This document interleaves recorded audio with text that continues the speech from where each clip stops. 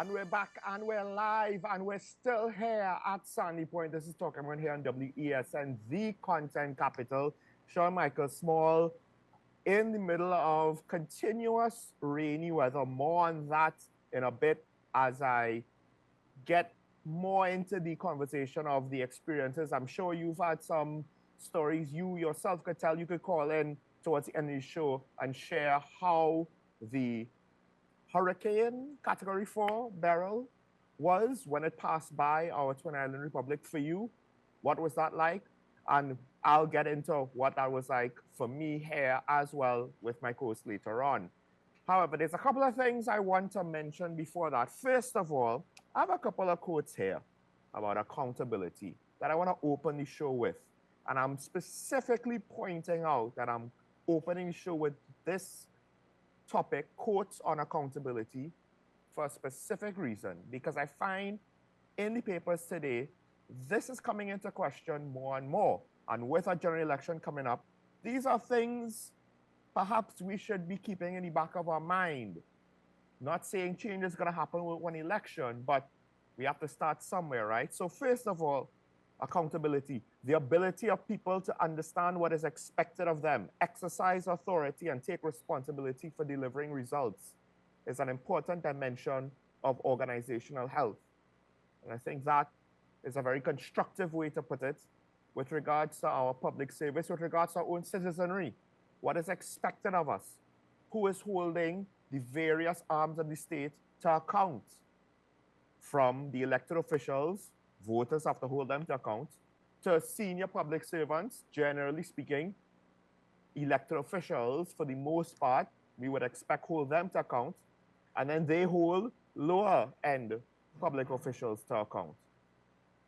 But let's move on a bit, get a bit more philosophical. Having authority implies accountability. If you reject blame for failures under your watch, people reject your leadership. Now, to what extent have we rejected the leadership that we have seen on display? To what extent is it disappointing? To what extent now is it ineffective? When messages are given to rally the population, do we really rally? Maybe for a cause, maybe for a clear and present need, but with regards to long-term planning, long-term direction, a vision and a mission for our state, I don't know if we have that, especially when compared to our peers in the region. Last but not least, a little tongue-in-cheek, accountability is a measure of a leader's height. This is from Jeffrey Benjamin. Now, one could argue that this quote is disproven by our own situation. Maybe, maybe not. Maybe it's proven. Some would say that this quote is proven by our own leadership. Some would say it's disproven. I will leave that to you, the viewer, to determine which side of the fence you're on and exactly how you will interpret that in our current situation. With that said, let's actually get into the topics of the day. It's time to start off today's daily review.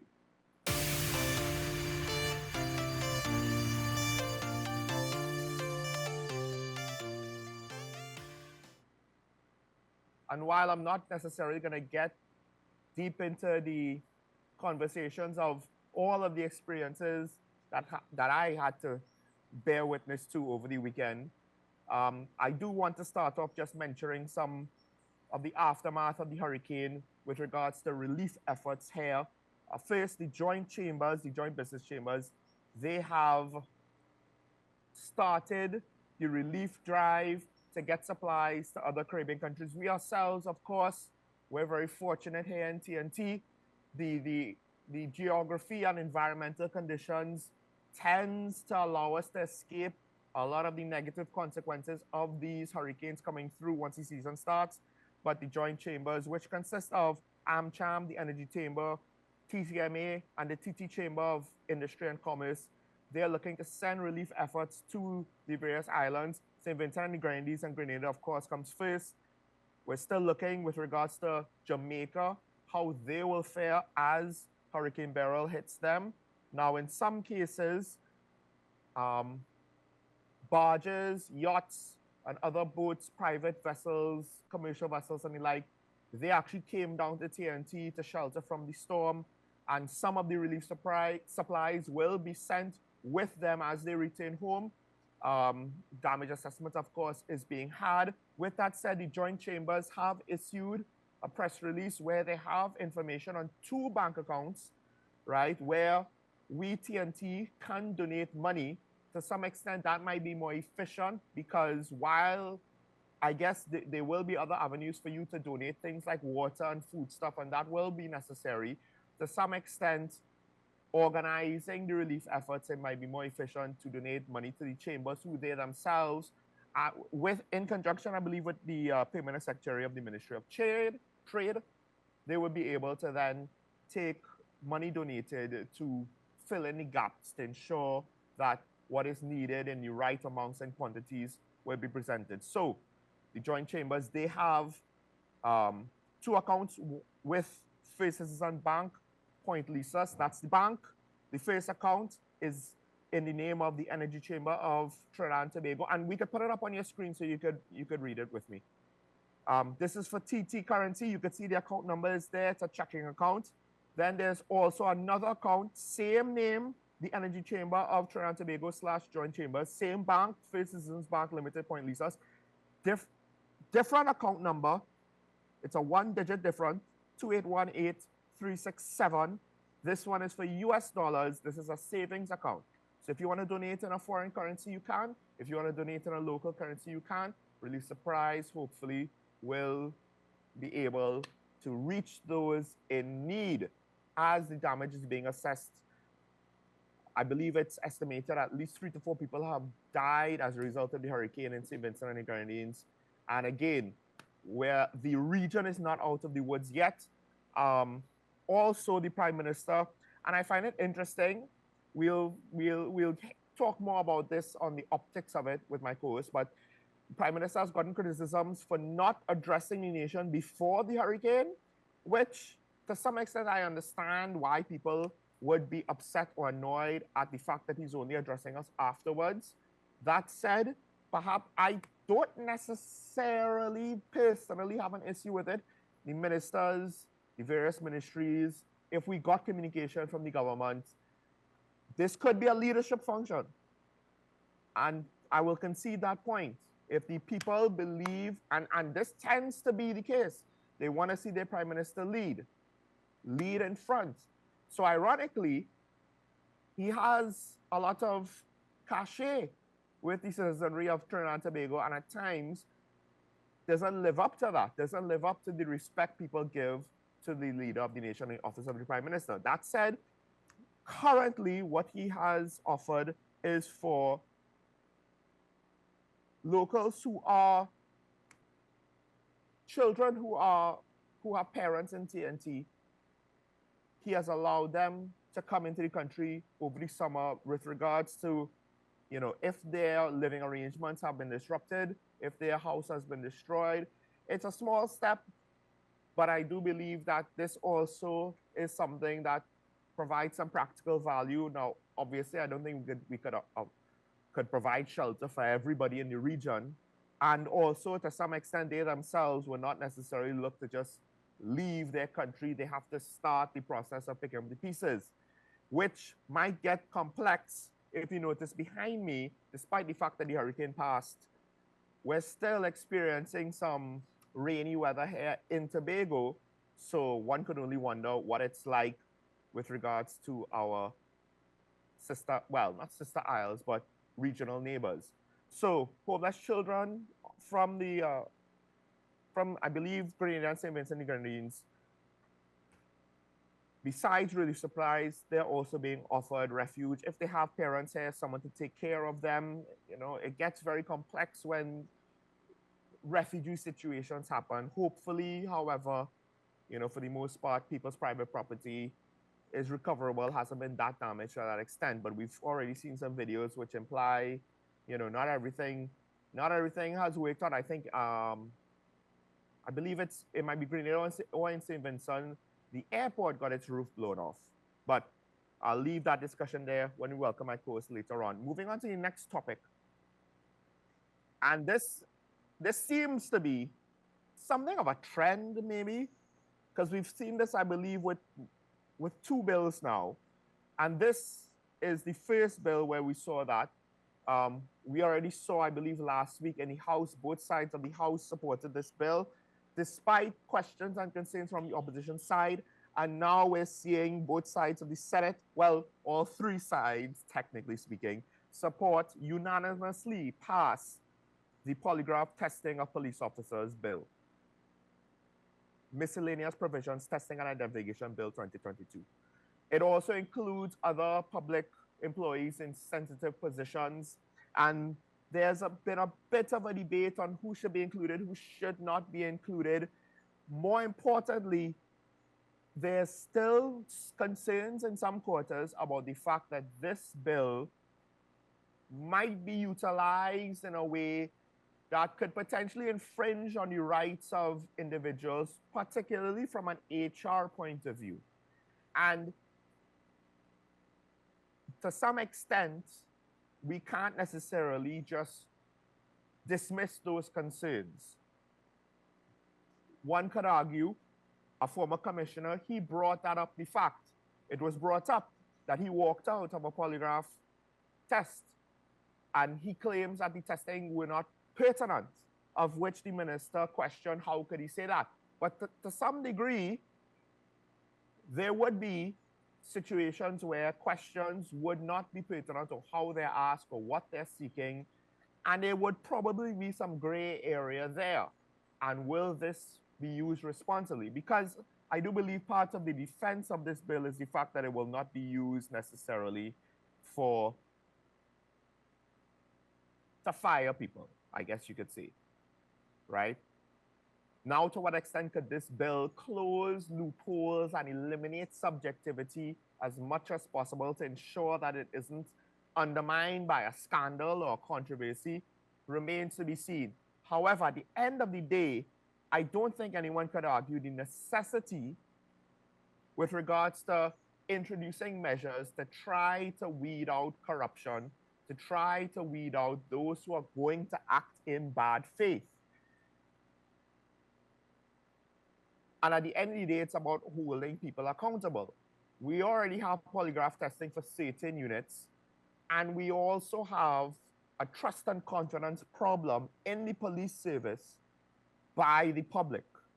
So to some extent, while I understand that some of the fears, some of the concerns might come from the members of the police service and members of the public service themselves, I do think that it is reasonable to put more stringent measures in place, because it seems as though what we have currently isn't working. And I would expect, and maybe I'm going too far with this, but I'll say it, I would expect that any officer, for the most part, who wants to see things improve would generally, specific concerns aside, generally welcome things like this.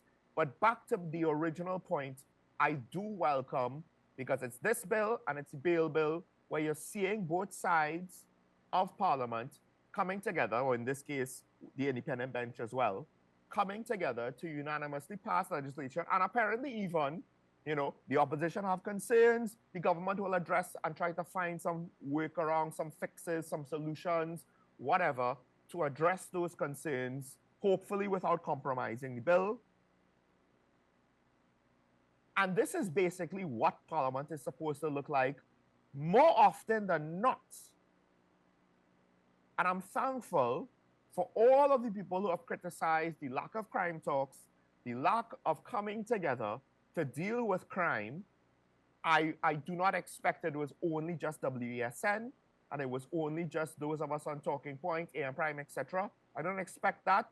I do wonder how many people were continuing to bring that up. But I think at the end of the day, I am happy to at least see this result, to see what may be a trend or may not. It could just be because elections are coming up. Everybody now is having to shift stance. But at least the opposition is not looking to try to, what the government blames them of, undermining the situation just to make government look bad and to weaken their position for the upcoming election. I would argue that such a tactic, to me, would not work, because at least I have called out both sides for not coming together, for not trying to find a compromise, for not trying to reach a solution that Parliament could pass to have its full support. This is the opposite to what I have been complaining about for months now, and I'm very happy to see it. And I hope that we would see more of it, because like I said, that should be more often than not the expectation of Parliament, not the exception of Parliament. Yes, crime is that important, but other things are also important. Moving on to the next story, and again, accountability. We have to hold the police service to account. And to some extent, what was one of the quotes? The first quote spoke about what is expected of people. Accountability helps them understand what is expected of them, and it allows them to take responsibility for the results. Now, with regards to the police service, there are a lot of officers who work hard to get things done. With regards to the ports, while the same can be true, it seems as though there's a blatant example of, well, the word sabotage was not used. The word undermining, I'm not too sure if it was used, but essentially undermining the security of the nation for motivations not entirely known. But with that said, an investigation now apparently is being launched into repeated damage to the container scanners at the port of Spain. Repeated damage. And we're not talking about wear and tear from the elements, wear and tear from operation. The Minister of Finance was before, I believe, the Joint Select Committee on National Security, and was answering questions by Independent Senator Paul Richards. And his answer to one of the questions was somewhat alarming. Now, I have heard rumors where a ministry, a government, special purpose company, but they might have fingerprint scanners to clock in, and then people would damage the fingerprint scanners so they would no longer work. Why would they do that? Well, it's plainly obvious. My friend cannot sign in for me when I'm late or absent if it's a fingerprint scanner. So we damage the fingerprint scanners, then we have to go back to the book. Then we could go back to business as usual. That's bad enough with regards to the fact that I have heard that as a rumor. I don't know how true it is, but I think it's reasonable to assume it's true to some extent. Don't know how widespread it might be true. And I could believe that the various institutions are not holding their employees to account when these things are damaged. Now, this is a step beyond that, I believe, where the minister said that the frequent damage, mysterious damage from forklifts mysteriously finding its way across the shed and running into the scanner more than once.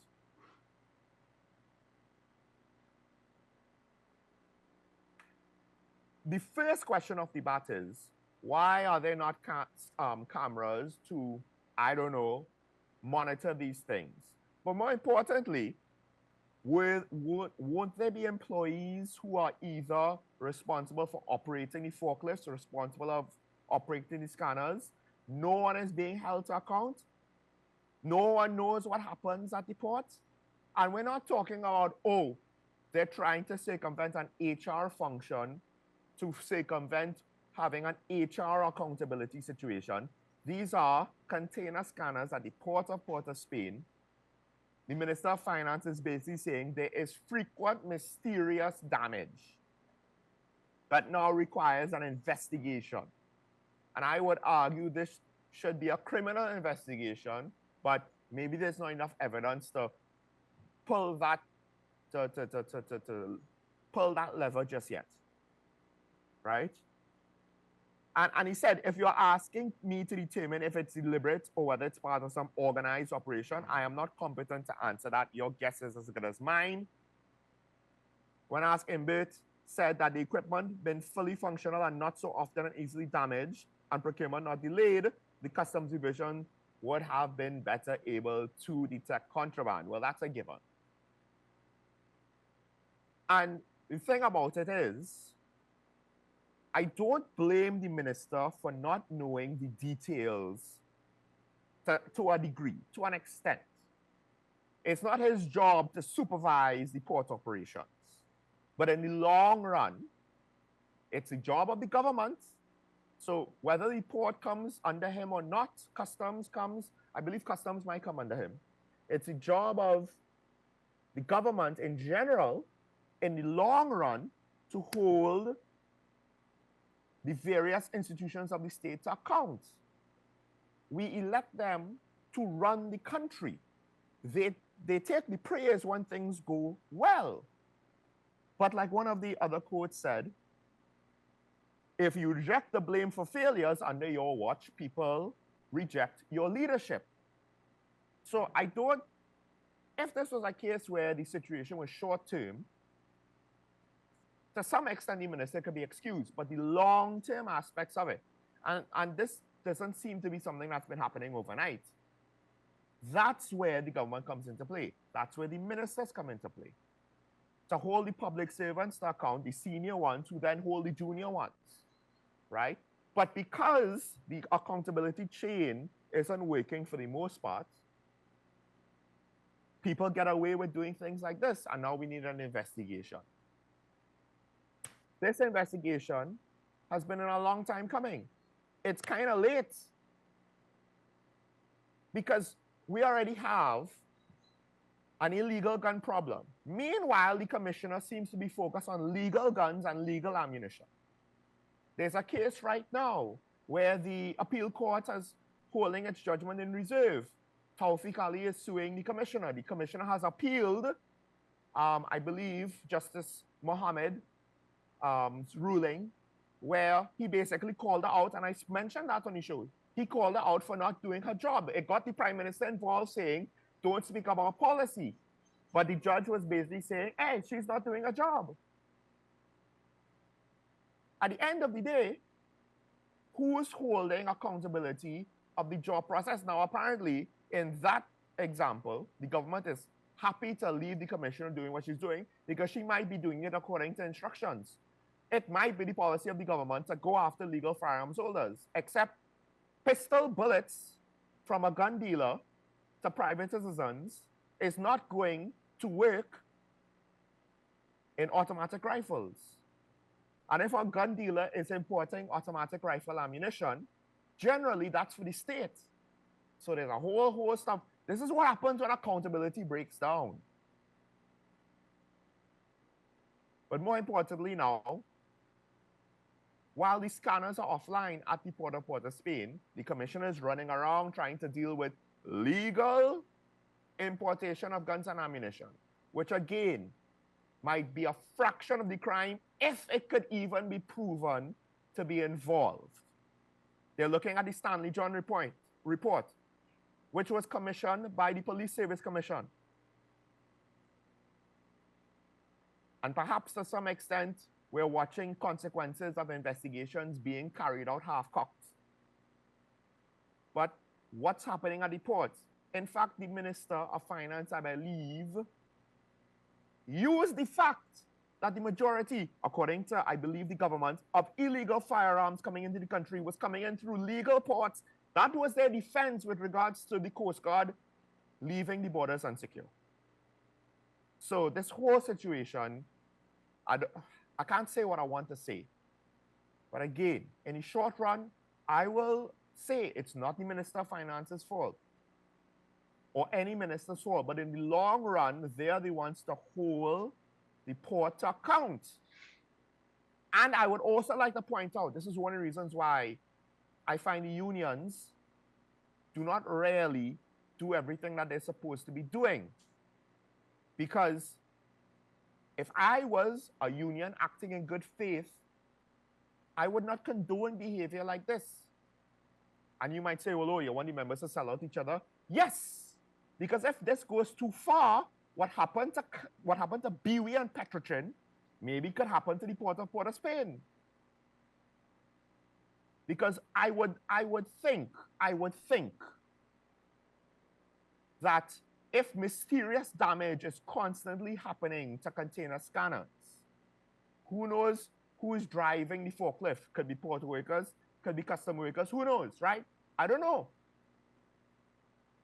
But one would think that it would be in the interest of the union to have its employer operate at a level of reasonable efficiency.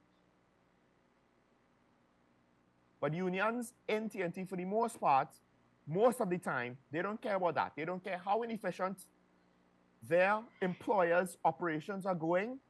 They don't care what crimes might potentially be committed, what corruption might potentially be committed in the proximity of their members' workplaces or by their members.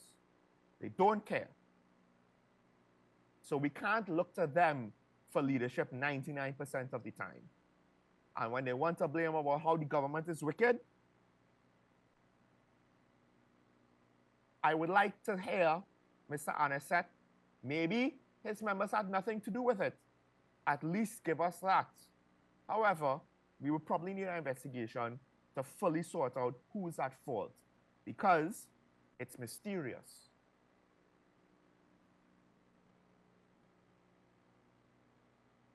Okay, last topic, and again, with regards to accountability, right?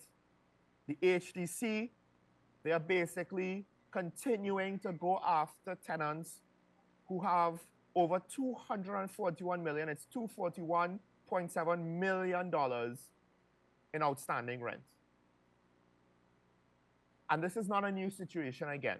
Now, in this case, I could somewhat understand the government's hesitancy to enforce all of its laws.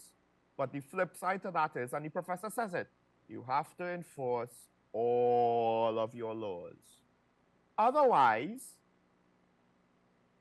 if you can't handle the responsibility, if you can't stand up to the standards of accountability, people will start to ignore your leadership. And if you give too many blighs, well, then people will look at the law as something that's more of a guide than a rule. So right now, we have HDC tenants in arrears. And I get it. I understand. The Minister of Housing, she's defending the situation. The opposition is asking about evictions going on. But while it might seem heartless, at the end of the day, that's not the agreement. The agreement is not for the government to provide housing 100% for free. The agreement was when citizens got these buildings to pay whatever the rent is that they're supposed to pay. And in some cases, the rent is ridiculously low. But more importantly, when they don't pay the rent, when they don't live up to their end of the bargain, it makes the situation of the HDC much more difficult to continue meeting its mandates and to continue to meet the needs of the population. So they have their house, but what about other people who are looking forward to houses, of which $241.7 million potentially could have contributed to? Now, I get it. The government is looking at the situation. They don't want to evict anybody, but this is what leadership is, Minister, Prime Minister, Cabinet, members of the opposition, politicians of all parties. It's about making the unpopular decisions, not when you're forced to, because it's gotten so bad that it's no longer tenable, that you can't compensate for the losses, that you can't compensate for the corruption. But you make the tough decision because it's for the good of the country. We all live under social contracts. We all have to abide by certain rules and regulations. And when we agree to something, if we don't like the terms, don't agree to it. Don't try to have your cake and eat it too. Because at the end of the day, the people who will suffer the most are the ones in line waiting for this benefit, particularly the ones who are able to hold up to their end of the bargain. Now, with that said, there's a caveat to this.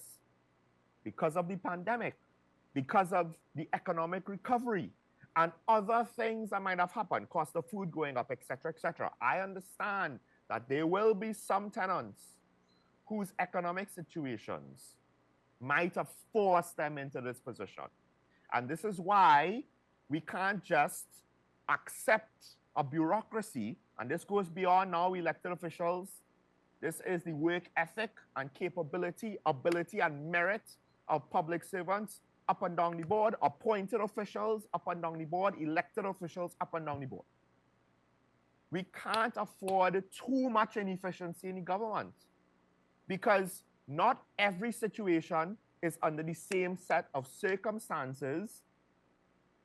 Judgment calls usually have to be made to handle sensitive situations. It gets complicated, and we need people of good judgment and ability to deal with these things. Not just at the top. It's not just about who you elect. We also need to ensure that accountability is there for even entry-level employees, customer service reps, or whatever the term would be in the various ministries, that when they deal with members of the public, they will be able to deal with them professionally with a certain degree of courtesy, with a certain degree of capability, proficiency in their job to know how to treat with that private citizen's problem or special situation. Because again, there are going to be a lot of different details. So with regards to this, there might be people who have reasonable grounds for why their rent is late. But will we have a robust enough public service that will be able to treat human beings like humans and sift those out with genuine needs from those who are trying to game the system? Because both things can be true at the same time, and the requirements to treat with both differently would then be necessary at the same time. We need to be able to differentiate the difference. With that said, let's take a break. When we come back, we'll switch gears back to, well, one could argue we didn't necessarily get the full hurricane experience, and we're glad for that. But that doesn't mean that we didn't get to experience some difficulties over the last couple of days. Stay tuned to Talk About WSN. We'll be right back after this.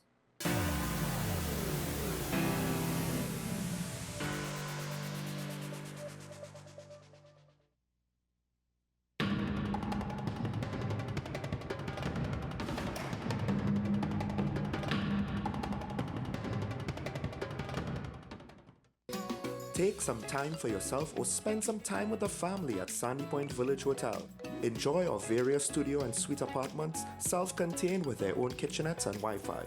We also have our famous 100-foot swimming pool and our beachfront restaurant, the Steak and Lobster Grill. And our location in Crown Point puts us near the center of activity from the nylon pool to the local nightlife.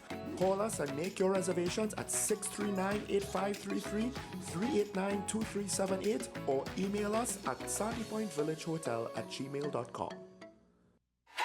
FanZone, your reliable, authentic supplier, has just gotten better. You can now visit our website www.fanzonett.com for your authentic wear and collectibles. The only place where you can use both your Visa debit and credit cards. Visit our website fanzonett.com to make your purchase today.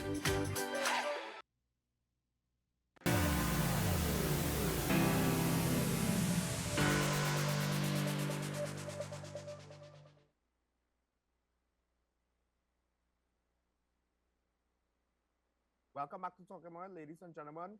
And joining me, of course, well, not of course, I know that you're expecting most people today, the good lady herself. However, she was unable to join us today. So to fill her shoes would probably be the only person who could do so, because he's the only person that's been on Talking Point before she was. And of course, I am speaking of my co-host.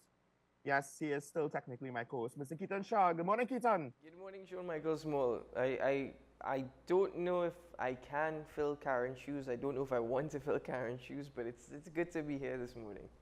I mean, technically your feet should be bigger, so you would break her shoes. Did not mean it like that, but nonetheless, thank you very much. Sean, how are you doing? You've had quite an experience. You went to Bago for 1 week, and it just everything got topsy-turvy very quickly.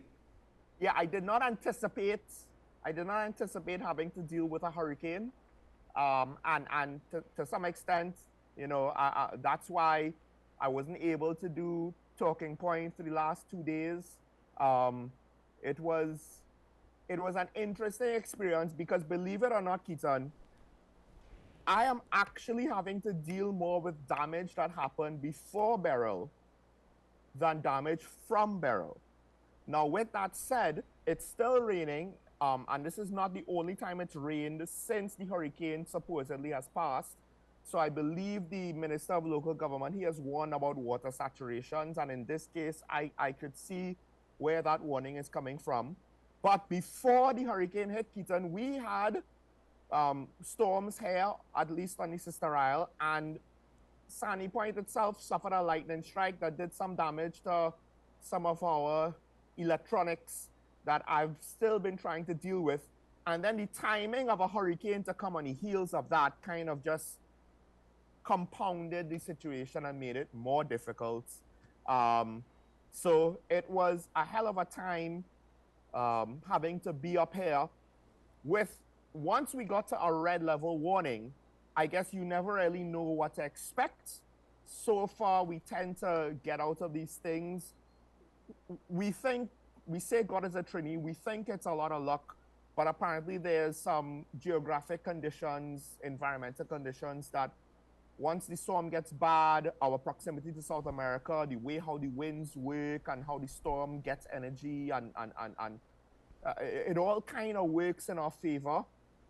For the most part, the rain and the wind itself never reached the dangerous levels, but the island had to take precautions, and at least by Monday morning, everything was shut down.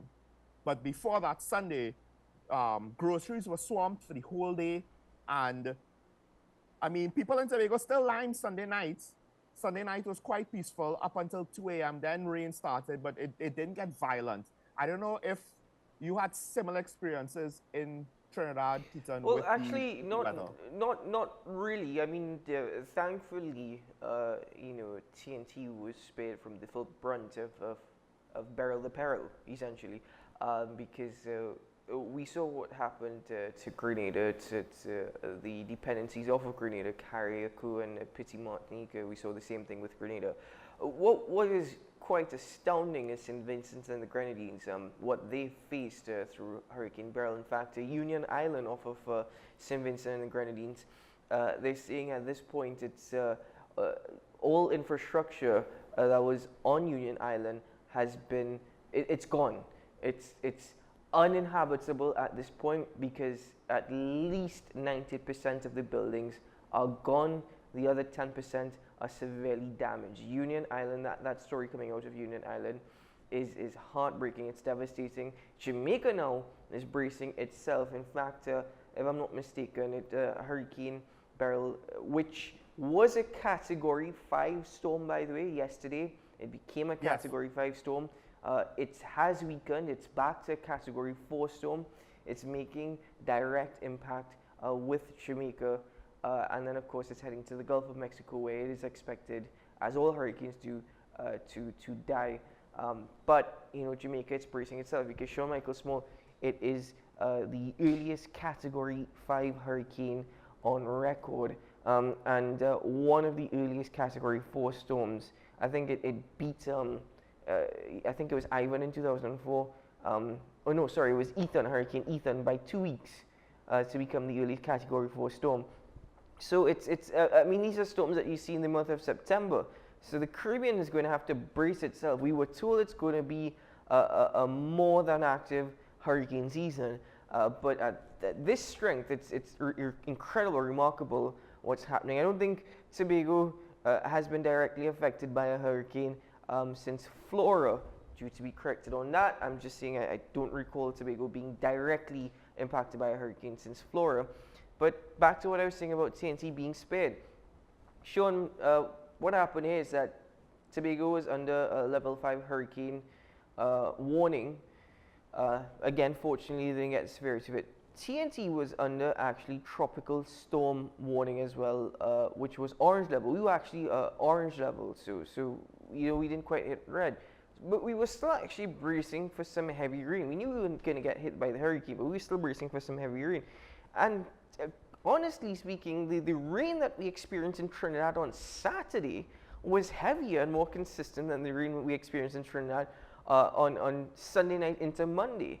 It was quite heavy on Saturday, very, very heavy rains on Saturday, but we did not experience what we were anticipating, what we were expected to experience on Monday. Thankfully, that was good in a sense. What has happened though is because of the saturation, I know that the minister spoke about the level of saturation in the soil, we still experience flooding. I know that's nothing new, that's something quite common, it's nothing to harp on about.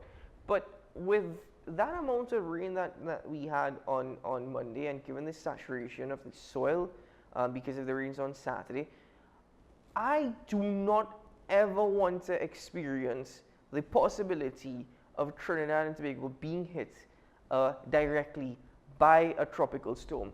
We were under tropical storm warning last year. We were red alert. We were going to get hit directly by a tropical storm last year. And last minute, I don't know what happened, but it went between the islands, between Trinidad and Tobago. But Sean, could you imagine the devastation, right? Winds are one thing. In TNT, it's not really the winds you have to be worried about. It's the flooding. Could you imagine the flooding and the devastation from flooding if we were to get directly impacted by one of these storms? And I find it interesting that we had a drier than usual dry season into a more active than usual hurricane season or rainy season. And I mean, it's interesting the juxtaposition of getting that back to back. One of the other things is also the fact that, look, we could have water shortages while flooding in the same day. And I do wonder, I mean, as far as I understand, I was educated by one guy, one technician. He pointed out the fact that, look, rainwater does not automatically mean potable drinking water. That's one of the issues with regards that St. Vincent and Grenadines and Grenada has to deal with. Storm waters and runoff into reservoirs could impact the availability of drinking water, especially if the infrastructure isn't there to provide water treatment to what could be muddy water coming from the hills, depending on how their reservoirs are. And with regards to Trinidad, I do think that, yes, we have two issues. One is the fact of just flooding in general, but I think two, and they're kind of linked, and we've brought this up before, where is the enforcement of things like town and country planning? Because we do have to ask ourselves now with the saturation. And you're right, the lightning strike we had on Saturday did more damage than the hurricane on Monday morning. But we've had bad weather for the most part. Since last week, we've had rain, but we've had some significant amount of frequent rain, not necessarily consistently throughout the day, since at least Saturday. Will the soil hold up in Tobago? Maybe Tobago things might hold up more because it's a bit more rural, even in the built-up areas, although Scarborough flooded apparently, which is something, no. Did Scarborough flood? I can't remember. But with regards to Tobago, there's a lot of foliage, there's a lot of natural landscape to kind of hold the ground together. My concern is now, when you combine flooding with some of the building practices in certain parts of Trinidad, not enough drainage, too much urbanization or suburbanization, if you want to use that phrase, and too much building on hills, a lack of vegetation. To what extent will the mountains and hills of northern Trinidad be held together where too much houses and construction have taken place too far up the hill, too frequently, too potentially irresponsibly? Maybe your house might not be collapsed down. Maybe you've put enough work into your foundation, but then you run off water to the houses below. All of these things, I think, they might soon catch up with us because we did not take the long-term view of things. We just took the short-term view. It'll be fine. It'll be fine. God is a Trini. We could still get a high degree of rainfall. Wouldn't you agree? You see, the thing is, Sean, there are quite a number of things here in TNT that is non-existent. A lot of things in TNT that are non-existent. And two of those things are one, drainage, and 2, town and country planning. Stressing more so on the planning part. Stressing more so on the planning part. The organization itself exists. The planning doesn't exist, and we know the issue with our drainage.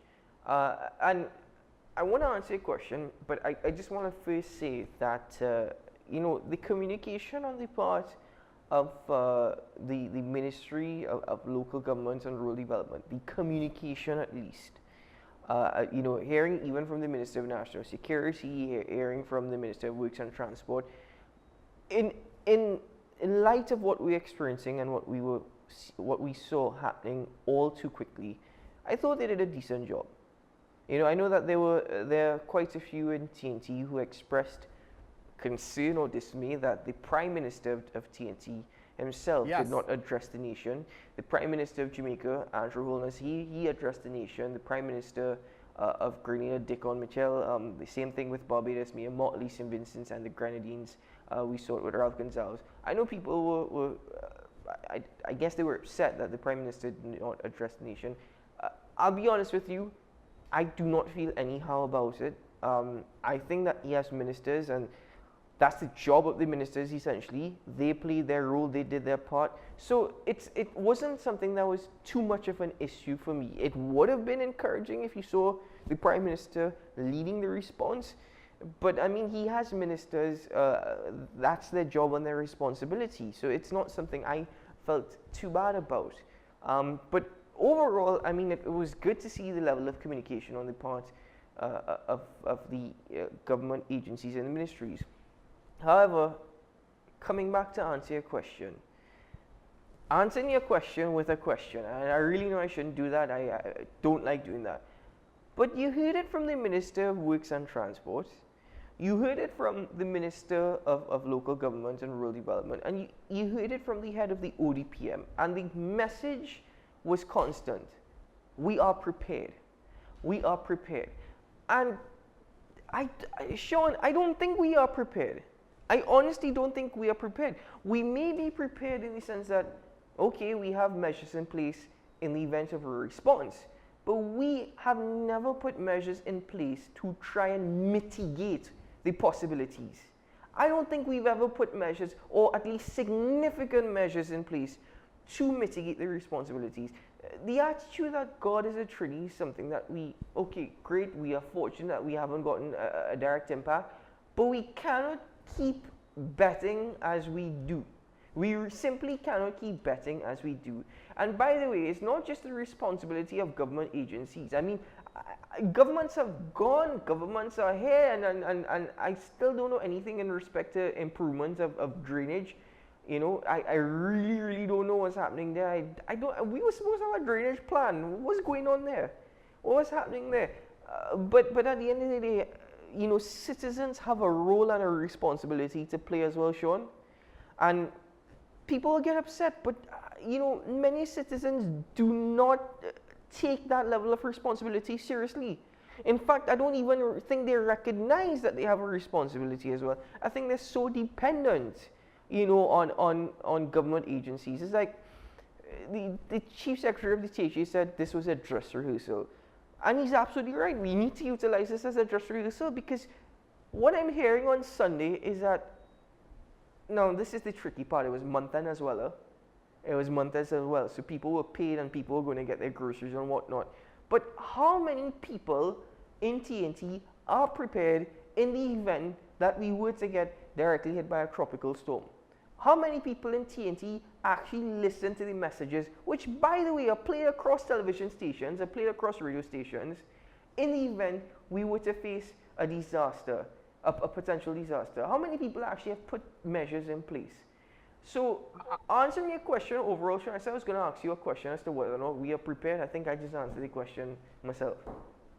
I think there's two things. One, with regards to people being prepared, one of the consequences of the digital age is the fact that the eyes of the population are too widespread now. You see, way back when, there were 3 television stations in America originally. There were 2 to 3 television stations in Trinidad, right? And to some extent, yes, you had cable, but you were still on the TV. And of course, when things like this happen, the parents would say, let's put it on TTT or TV6 or whichever station, right? Now WSN. But the point of the matter is now, especially for younger people who might not look at television, television is a medium where it's still important for local news, but in TNT, news is not valued by young people, which in and of itself is a whole other problem. So in order to get these things out there, I do think it's not that easy for the government. However, with that said, I'm not sure if they're really putting any effort to go beyond, well, this is what we normally do to get it out there, so we'll do it, to try to figure out a way to change that situation, because it's not just emergency broadcasts that don't necessarily get out all of the information to the public. It's a whole lot of other information that the government is trying to disseminate to the population that doesn't always get there, right? So that's part of it. Of course, one could argue that we have a responsibility to look for for this information when crises like this are on the horizon. But you know, it's just one of those things where, are we doing enough, right? Is the government doing enough? Is the population doing enough? And one could argue the answer would be no on both counts. The other thing is the fact that we are short-sighted. We take the short-term view. We took the short-term view with oil and gas profits and revenue and taxes. We take the short-term view with regards to what we're investing in. We don't have a long-term view. And a lot of people in the country don't have a long-term view. They live from check to check.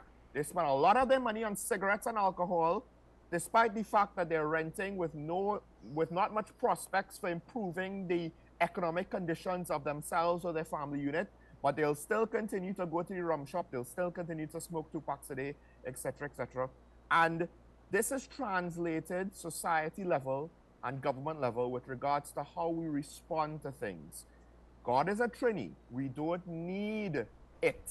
We don't need to spend a lot of money and resources to build up our capacity to deal with the kinds of, you could say, crises that St. Vincent has gone through. I mean, in the life of WESN, we covered the explosion of the volcano or the eruption of the volcano, and now they've had to deal with this hurricane. I can't imagine what it would be like to have to live like that, and the resilience those citizens have to have. They have dealt with things, they have gained experience, and they have shown gumption, which quite frankly, one would question if TNT has it, because we have not had to go through those things, because we have not been tested in that way. And I think to some extent we take it for granted. And given the fact, listen, I don't necessarily buy everything that the media says and politicians say about climate change, but I think it's foolish to think that the weather is not going to be able to show us more extremes and to change on us when we least expect it and hit us in ways that we're not accustomed to. I think that is short-sighted, but that is more or less, as Karen says, you use past behavior as an indicator of future behavior. And where have we really built up our capabilities? Look, our water supply was interrupted due to rainwater and floodwater going into certain reservoirs. But then on top of that, there were electricity outages, 29 in Tobago, 20 in Trinidad. And as Steve Alvarez laments, WASA depends on electrical pumps to pressurize their water network. If we lose electricity, we will lose water. And then, of course, private homes with their own reserve tanks won't be able to easily access their water reserves. Depending on where their tanks are situated, they might still be able to literally, physically scoop them out of the tanks. But to some extent, could we deal with even slightly more of a violent storm? It might be a serious slap of reality in the face if Hurricane Beryl actually came closer to Tobago, which it very well could have. We take it for granted that it's not going to. But I will say this, in Tobago, I think a lot of people took it seriously. Like I said, water supplies, candles, these things were selling out over the weekend in preparation for Beryl on Monday. So, but I don't know to what extent that is widespread. I don't know to what extent young people took it seriously. Some did, some I might don't think, not.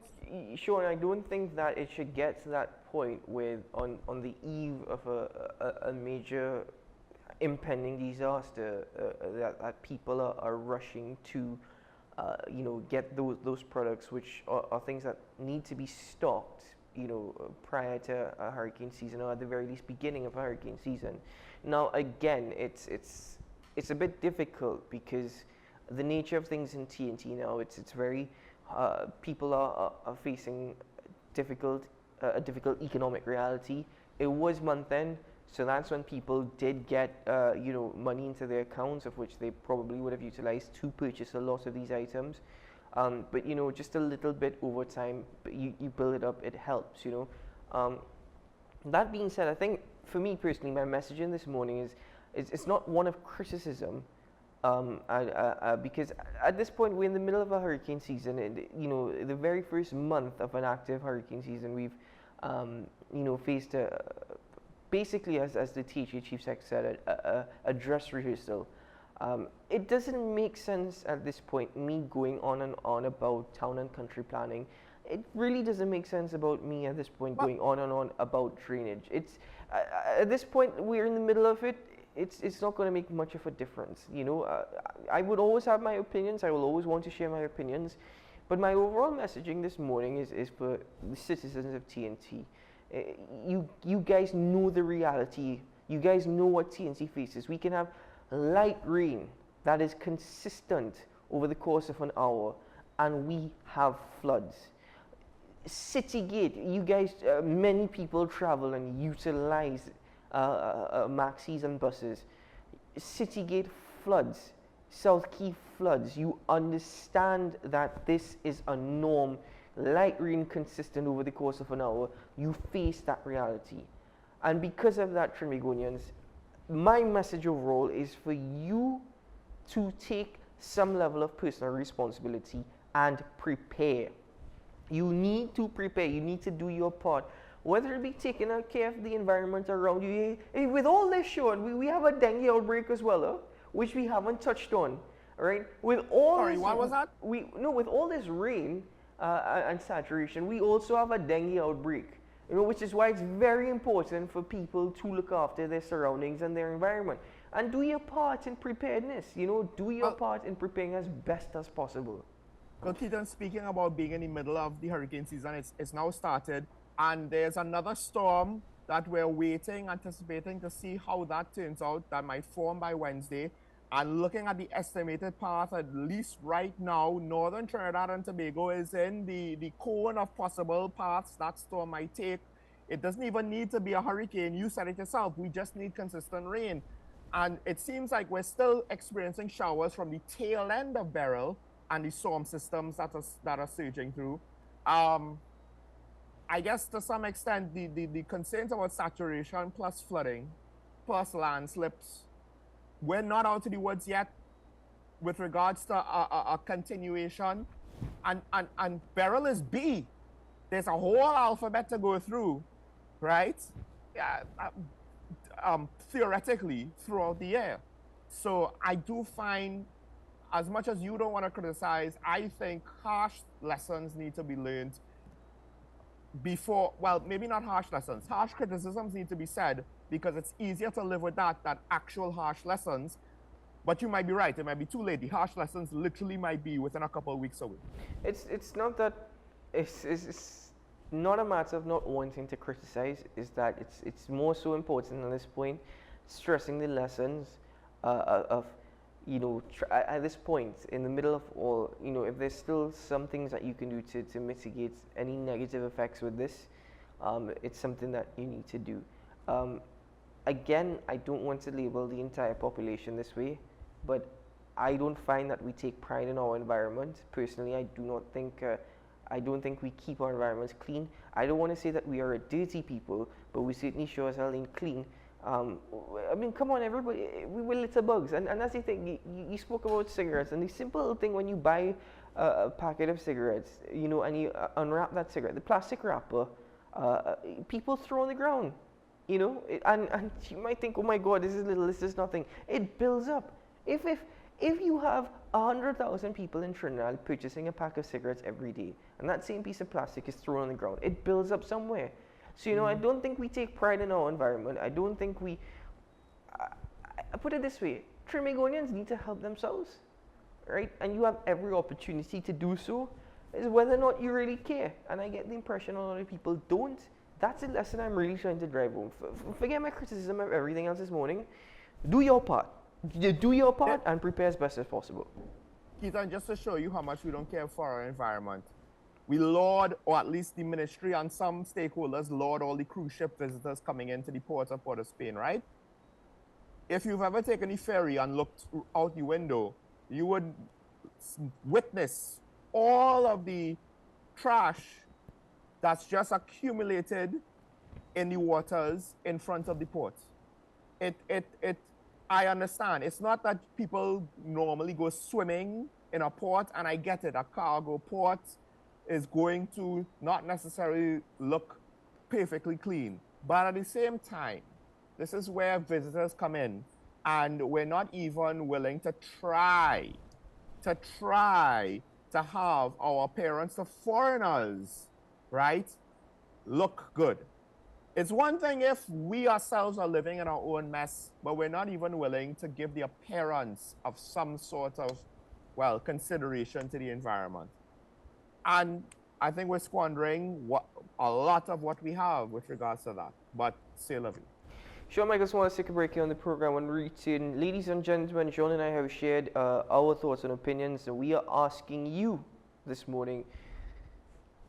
Might be redundant, answers might be obvious, but I'm asking you your opinion, ladies and gentlemen. Is Trinidad and Tobago prepared for a major disaster, such as a hurricane or even a tropical storm?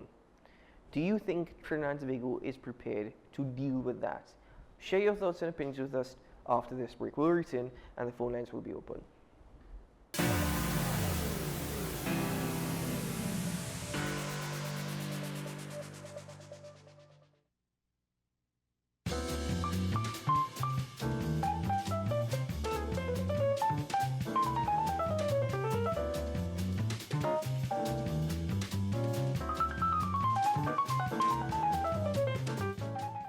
Hello there and welcome to AM Prime on WESN Content Capital. Before we even start this repatriation and reintegration process that we've already failed, or are we doomed to fail? You've got to invest in the institutions that you've established to carry out those sorts of core functions. We now get into the regional updates to give you an understanding of what's happening across our neighboring islands. We have available a number of films that are worth showing. So it was day one when the French Revolution started to develop the concept of universal human rights. What happened this time is unprecedented. It's one of the largest terrorist attacks in history. Let's welcome Carl to the program. Carl is over there next to himself. Hello, Carl. Silky anteater or pygmy anteater, and we have two of the three species of anteaters right here.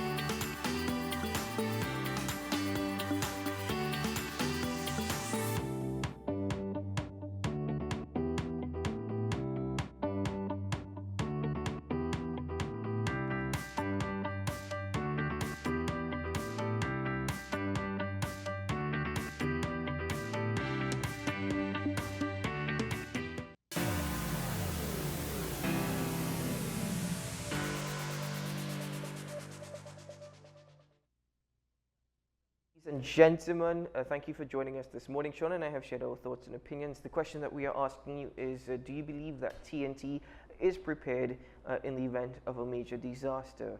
Do you think that we are prepared to handle that? share your thoughts and opinions as the phone lines are open. We already have a caller on the line with us from El Socorro. Good morning, caller. Yes, good morning. Good morning. Good morning to the host of the program too. I want to say something. It is concerning the coverage of the weather yesterday with respect to the storm and so on. Now, you all said young people do not watch or do not pay attention to certain programs with respect to what's going on around them and so on. Now, how would they pay attention when you have one channel only, which is Synergy, was the only channel that brought coverage on the weather pattern yesterday? I think the other station, including you all, sorry to say that, falls short. Because if the majority of youth do not watch Gael, which we know as a fact, more adults watch Gael like me and other people. There was a perfect coverage yesterday. Mr. Fabian did a fantastic job. Where were you all? Where was TV6? Where was CNC3?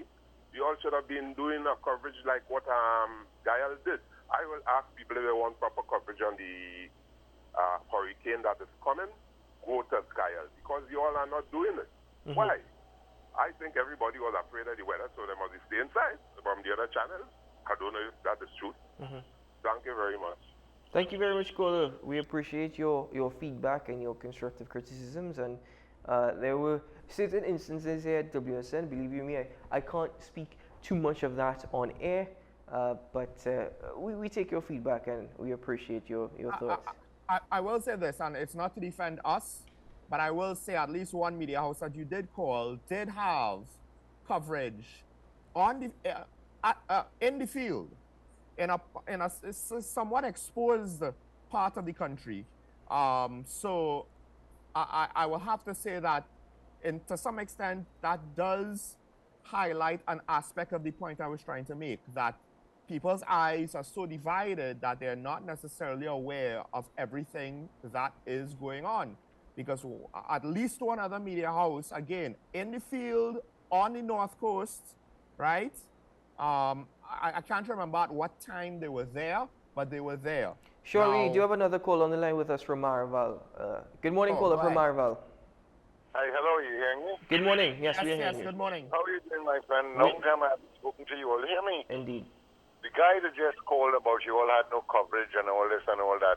You see, when people have nothing else to do except criticize, there's a channel called 137, Color Weather, that gives you 24 hours coverage. And most of that station, Gael, was getting it from them. If you want to choose right now, they're telling you everything you need to know. 137, they have the U.S. satellite, which is based in Homestead, where my cousin lives, and I am there all the time, where they have the Hurricane Center and the aircraft flies into the hurricane, as you know, and back out, whatever. And that is the best coverage you could get. That's the only weather station I listen to, and it's original. You just put it on 137. And that is where Gael was getting the information. So when he wants to criticize and, you should be doing this for the whole day and all that, what was he doing for the whole day? For him to be able to say that. Have a wonderful day. Caller, thank you very much for your thoughts and opinions. I don't expect El Socorro to also be out in the weather. It's not that. I mean, we do have a responsibility as journalists, and I understand both sides. But I will speak plainly. I didn't want to, but I think there's absolutely no harm. In the media landscape that we're in, WESN does not necessarily have all the resources or the manpower to ensure that we have not only running 24/7, but the capabilities of having us out on the street to cover the weather, or even as I said, even in studio, we don't necessarily have it all. We work very hard, and we hope that in due course we are in a position to bring you such coverage. So we have a call on the line with us from Sangregani. Good morning, caller. Morning, caller. Hello, good morning.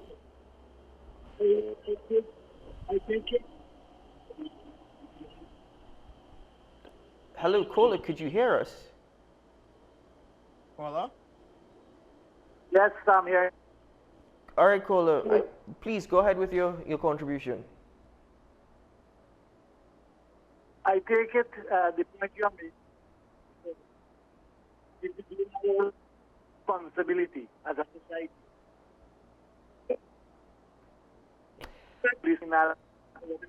All right, okay. All right. Unfortunately, caller, I am going to cut that call in particular because we have other callers. We weren't hearing you too clearly. The call, the connection was terrible. You were breaking up. So I do apologize. If you can call back in, we would like to hear from you. So please do. Hopefully the connection is better. We have a caller online with us from Tobago. Good morning, caller. Good morning to you. How are you doing? Good morning. We're doing well. How are you?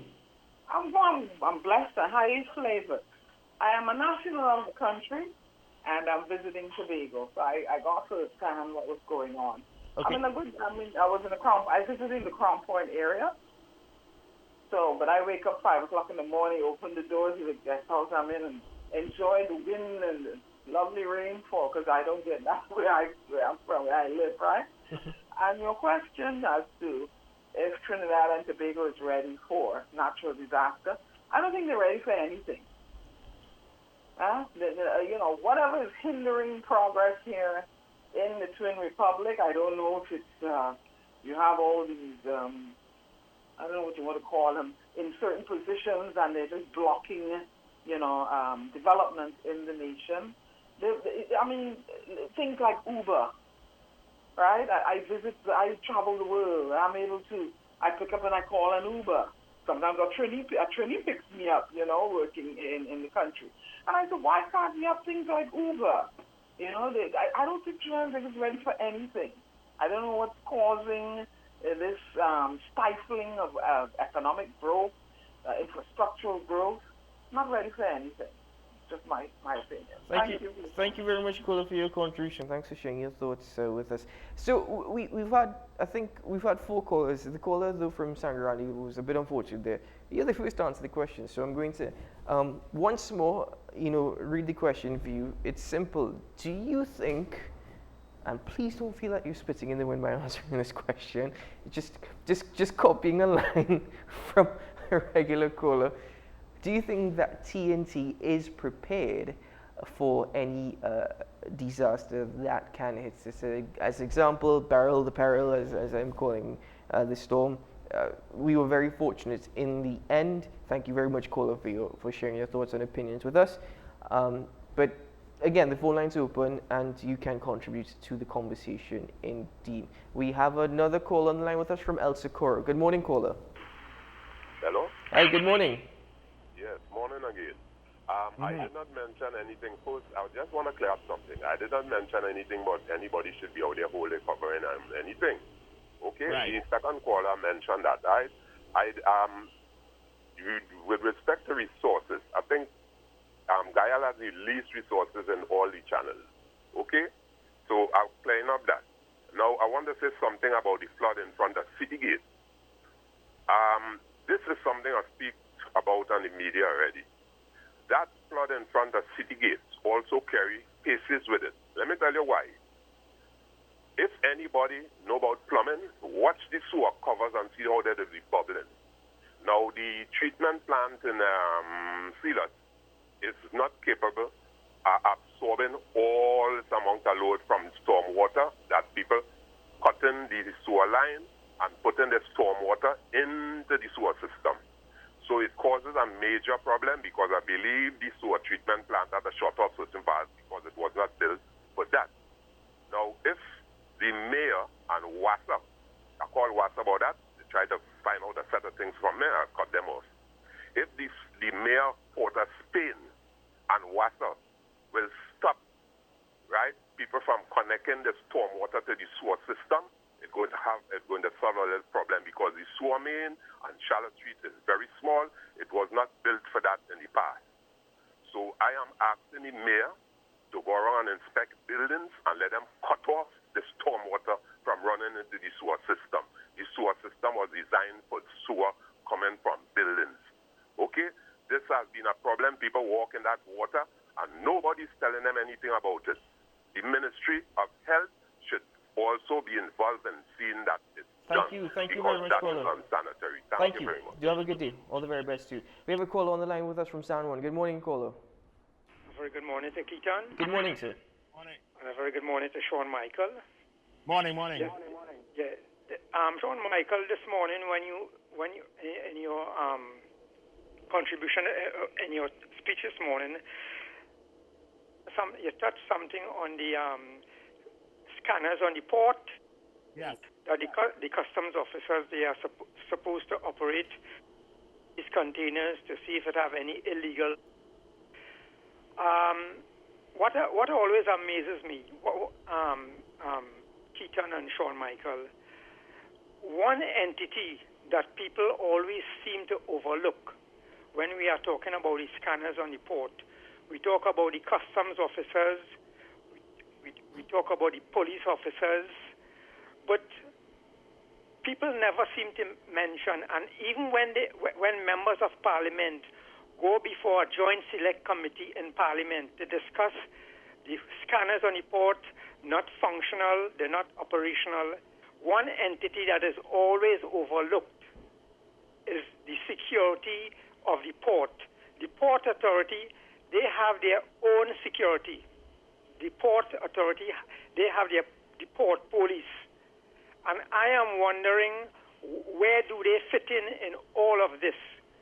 I mean to say, we cannot have an entity, an outfit, and you're paying salaries to hundreds of workers as Port Authority officers, police officers, for want of a better term. They are the police for the port. Where do they all of this? I mean, this can't be Port Authority officers. I used to be on my working career, and they driving from one end of the port to the other in air-conditioned cars. We have all of this pilferage on the port. A gentleman watching it. All right. Okay, cool. I'm going to end it there. I do apologize. Yeah. But I heard your point. We do have other callers. That's why. So we will respond to you in a moment. But we do have a caller with us from San Fernando. Good morning, caller. Good morning, Sean. Morning, Keaton. Good morning. Morning. Let me go back quickly to what you spoke about, Sean, when you with the action between Paul Richards and the Minister of Finance yesterday. Mm-hmm. And it takes me back to the last Joint Select Committee that McDonald Jacobs was on, where they had the customs there, they had immigration there. And that is where the information was relayed that everybody is bandying about now, that illegal firearms were coming through the legal ports. And that is information that they were told by the U.S. authorities. So that is not information that's coming out of our national security apparatus. That is information that is coming out from the U.S. government that's telling us what's happening in Trinidad and Tobago. So, likewise with those scanners that they're talking about, let me say this, on that particular program, the head of customs at that time, I talking about that was a couple of years ago, said that even with the scanners working, that they were doing the average. They have about 300, it was a little over 300 containers a day that needed an inspection, and the scanners were only doing about 30-something containers on both ports. So the scanners working is, even if they are working, there is still a serious security issue within the port facilities in this country. You understand? And let me also say this quickly. That the issue with, okay, Keaton, we're not prepared. I'm going to answer Keaton's question one time. We're not prepared.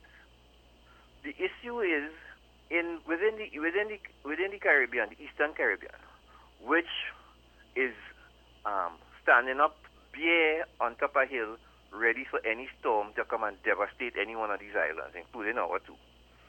You know, we have not decided that we are going to change after Hurricane Ivan passed, right, and mashed up Grenada in the early 2000s. 2004. You know, nothing has changed. We are still building the same way. We are still build. There has been no code change in terms of roof. When I looked at the devastation in Caracas and Petit Martinique, some of it from vloggers, and you're actually seeing how the roofs are being torn off. This is the same thing that's going to happen in Trinidad and Tobago if we get a system like that.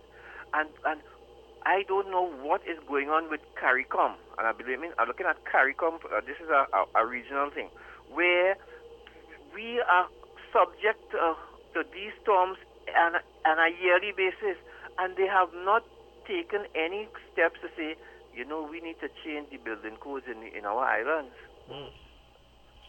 Point Have a taken. good day, gentlemen. Point taken, caller. Thank you very much. Do have a good day.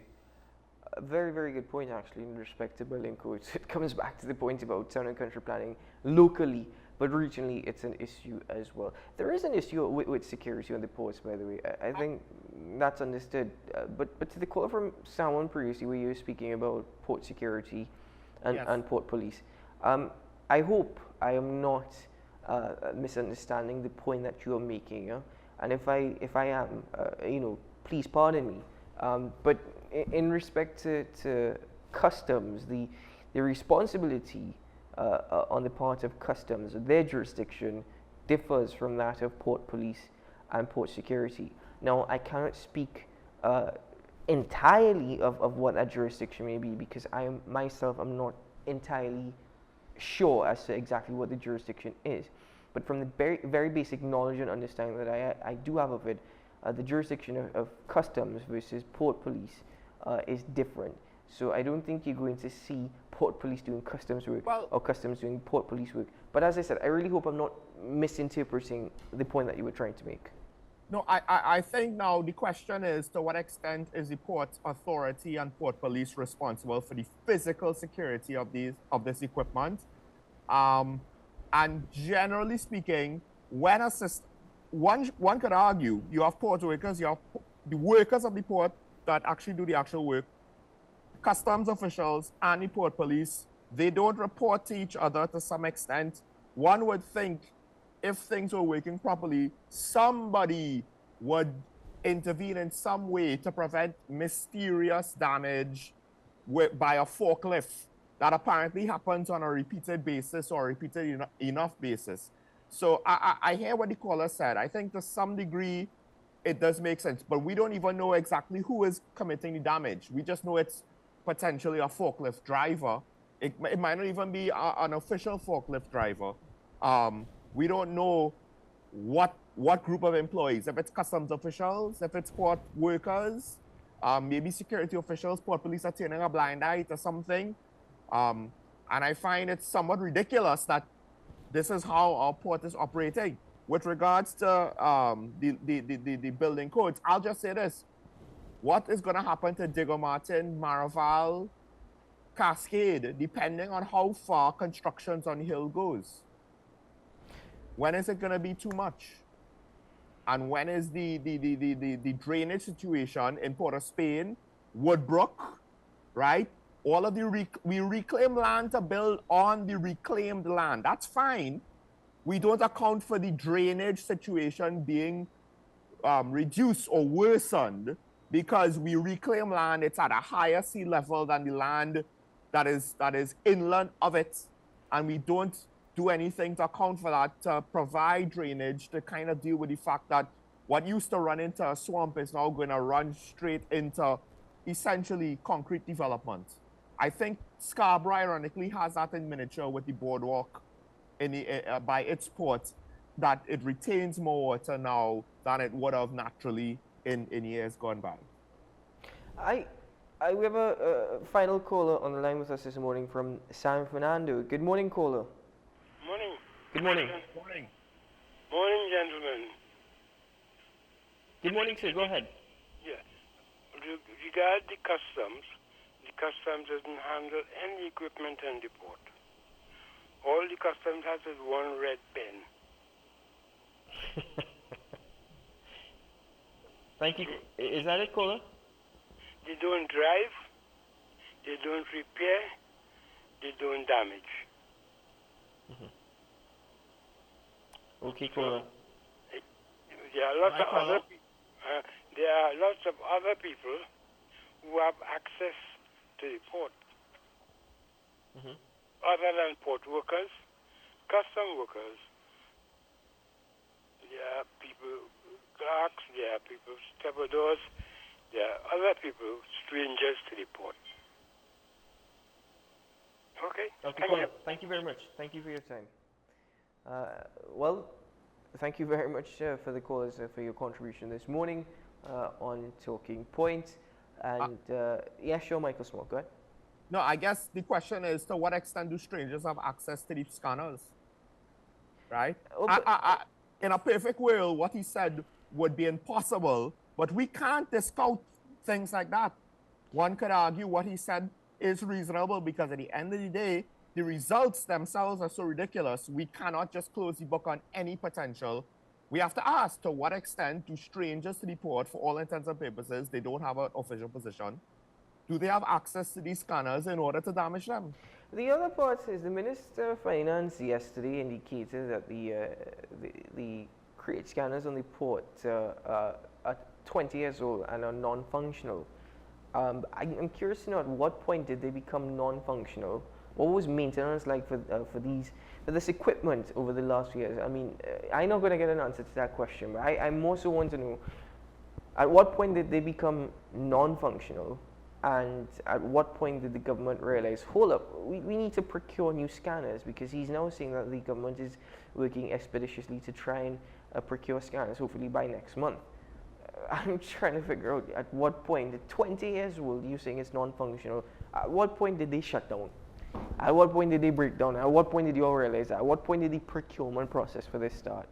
But boy, sometimes I really wonder, Jean Michael Small, if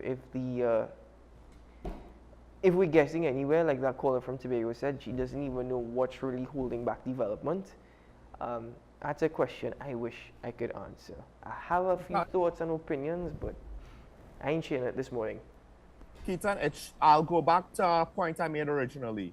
Short-term thinking. Because now, look, we've reached a point where we need port scanners. We need to potentially spend more money with disaster preparedness. We need to spend more money on our water supply and to potentially make it more secure and robust in times of disaster, etc., etc. One could argue with the electrical outages, to what extent could we do more to improve that situation, both in general and in case of a disaster? We probably need more money to education, to the police, to the justice system, to the judiciary, to the office of the DPP.